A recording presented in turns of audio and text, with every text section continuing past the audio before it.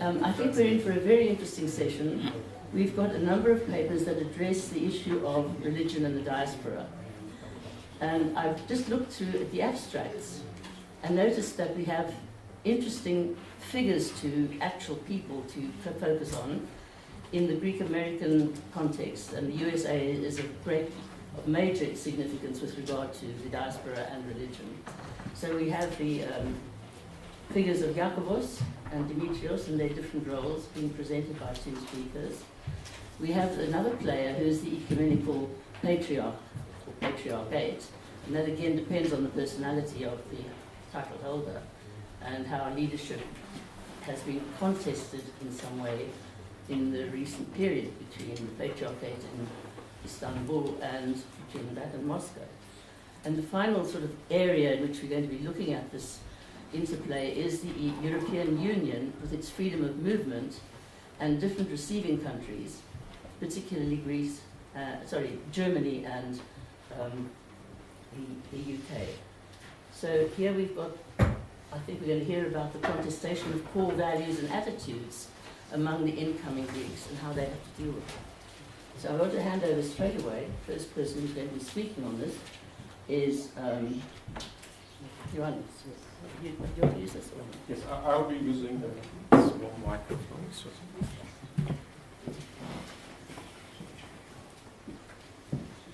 Good afternoon. Let me start by first expressing my thanks to the organizers of this very interesting event. I will be talking about the Ecumenical Patriarchate as a diaspora actor, and this paper is based on my personal experience living in Turkey for the last years, but also my interest in studying religion and politics, both in the context of Turkey, but also in the Greek context.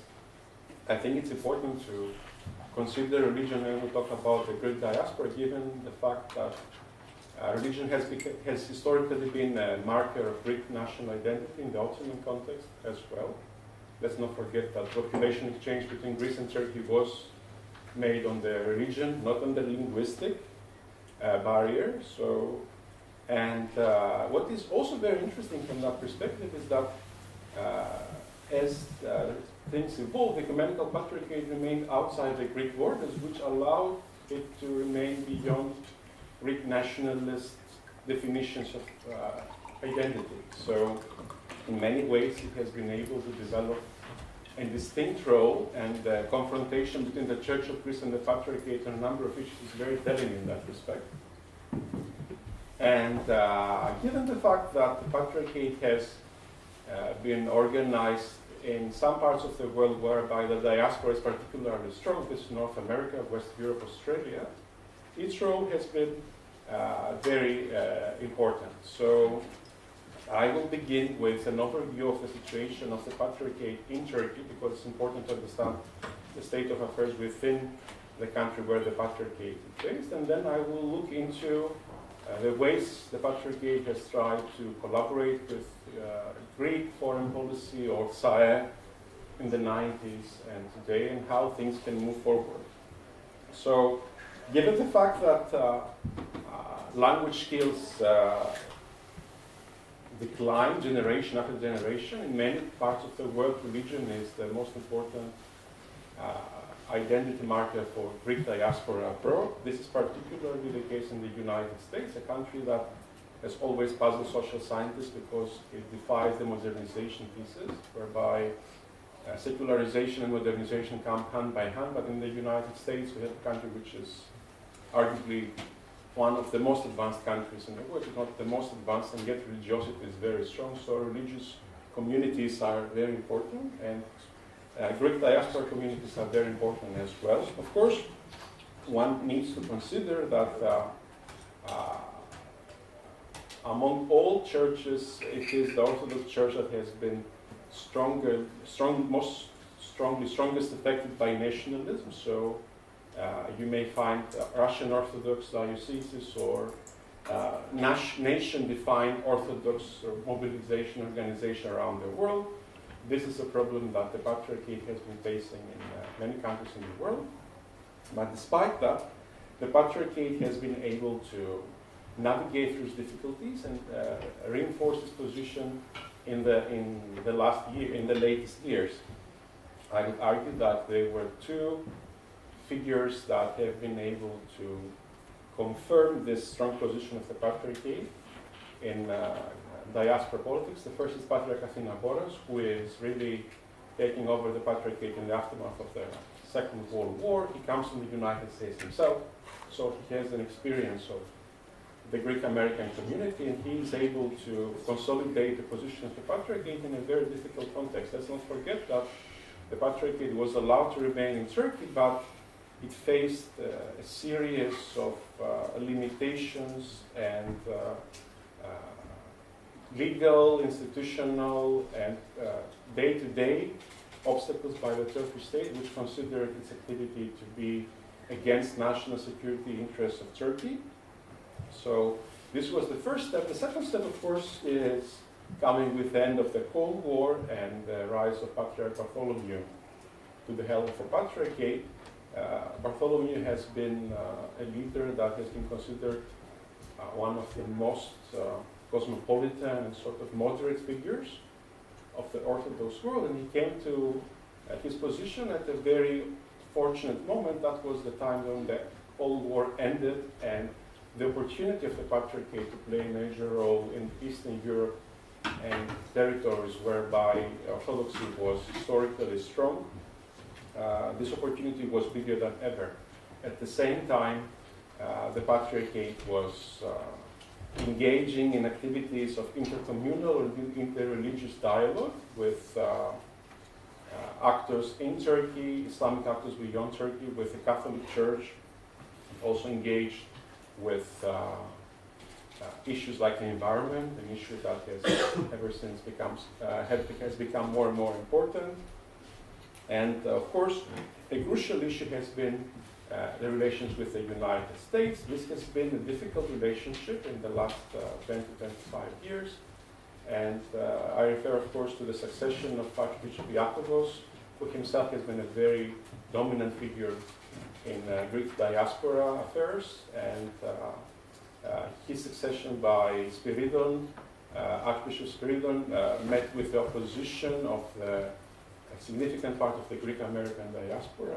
And this led to a clash with with the Patriarch Bartholomeus. Eventually, a new election was made, and Archbishop Demetrius came to power. And however, as we now experience in the last years, things again are very problematic. So there is an issue to consider there, whether the institutional capacity of both the Archdiocese of North America and the Ecumenical Patriarchate, together with the non-religious associations of the United States, have been up to their mission to deliver transparency and efficiency when it comes to dealing with the church and diaspora affairs in the United States.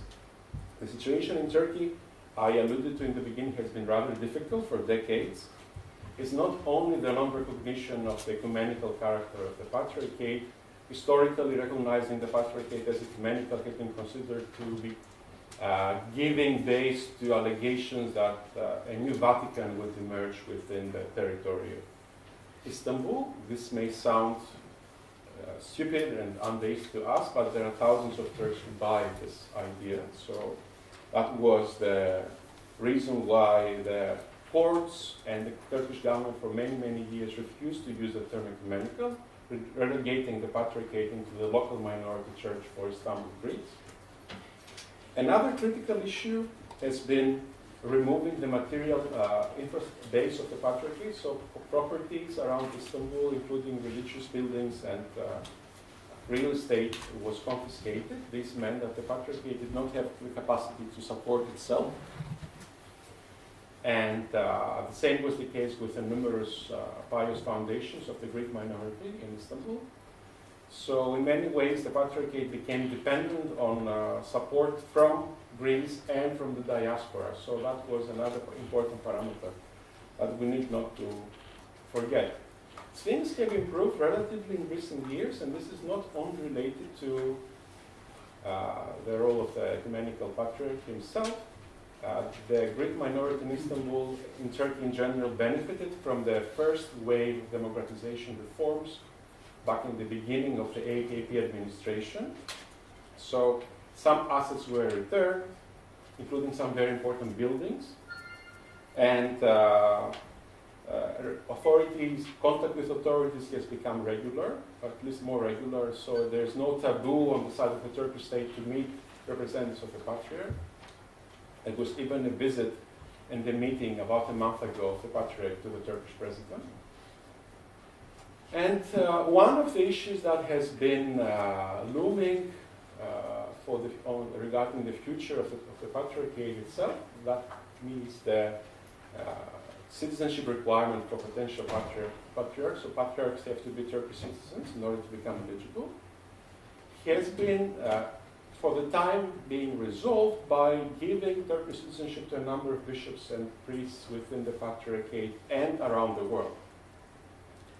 So there have been some improvements, which have not, we don't witness a backslide yet. So while in other minority affairs or other human rights issues in Turkey, there is a backslide over the last years, there is no such backslide here, but there is no guarantee that this may not happen anytime soon. So the reform is not institution-driven, it's sort of personal. So it has some favors have been delivered, but we don't know when these favors may be sort of cancelled. So I highlighted how the end of the Cold War meant that the Patriarchate would develop its activities in Eastern Europe. This very often clashed with the interests of Russia and the Russian Patriarchate. I referred to the cases of Estonia or Ukraine being the most pronounced. In many cases, the Patriarchate worked hand in hand with the Sire, with the Council of Hellenes abroad. And I could refer briefly to a very interesting case, the Gagauz minority of Moldova. The Gagauz is a Turkic but Orthodox community that has been living in the south part of Moldova for many years. So while they are aware of their Turkic ethnic descent, they're also aware of their Orthodox religious identity. So this makes them eligible for membership on both the Turkish and the Greek diaspora sort of movement. And that was an interesting sort of detail in the whole initiatives of SEESOX. I attempted to develop links with these associations and make them part of the whole movement. I would like to conclude, since we don't have, our time is limited, we have time for discussion, that the Greek crisis has inevitably limited the capacity of the Greek state to support initiatives related to the Greek diaspora, and many of the joint projects between the Patriarchate and the Greek Foreign Ministry have suffered as a result of this. But there is an area whereby the Patriarchate could play a potentially important role, and that would be a suggestion that is linked to the case of the Halki Seminary. The Halki Seminary is one of the issues that has become a symbol of the oppression of the Greek minority in Turkey. It has been, I know personally, that has been promised for several times that the issue would be resolved, and this started like years ago, and it was an issue that was always about to happen, but never happened. An interesting dimension of the Halki controversy has been the legal status of the school to be open, because the school used to be operating as a vocational school, not as a university. But now the Turkish law would allow the Halki Seminary to reopen as a private non-profit university, because Turkey now allows for such institutions. So this has been an interesting discussion in Turkey and within the Greek Orthodox minority, whether opening a university at Halki would be an interesting project, not for the Patriarchate only, but also for the Greek diaspora. So it's not only the clergy that can be educated there, but history can be taught, Byzantine history or conservation. Think of how important Istanbul can be for such activities. The Patriarchate has been reluctant, as far as I know, because they would be content with getting back what they used to have. But the issue has come back to the agenda, given the fact that many of the historic buildings that the Greek minority used to possess in Istanbul have been returned, and because of the absence of the Greek population today, there is no proper use for them. I can refer to the orphanage building in Grigoriadis, Principos, which is discussed to become an environmental center, but there are at least 2 buildings in Istanbul, one in Taksim, like the Kendrikon Parthenago here, that has been recovered by the community, but there is no real use for this right now. So there have been discussions about opening like a Greek language center, cultural center, but these activities would require collaboration between the Greek diaspora, the Patriarchate, and the Greek government, but of course the Greek government involvement would bring all the risks maybe that the SAEF project has brought about. So I would highlight in my conclusion that the Patriarchate's role as a diaspora actor remains very much dependent on the present and the future of the Church in the United States. And given that this is an issue that is right now very sensitive, I think one needs to put all the most emphasis in finding a solution that would help the Patriarchate maintain its role where it is, and also turn the Greek American diaspora into a support base for all sorts of activities in Turkey and beyond Turkey, wherever the Ecumenical Patriarchate is operating. Thank you very much.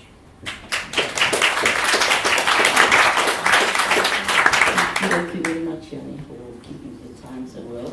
I'm sorry we have to cut off such interesting presentations.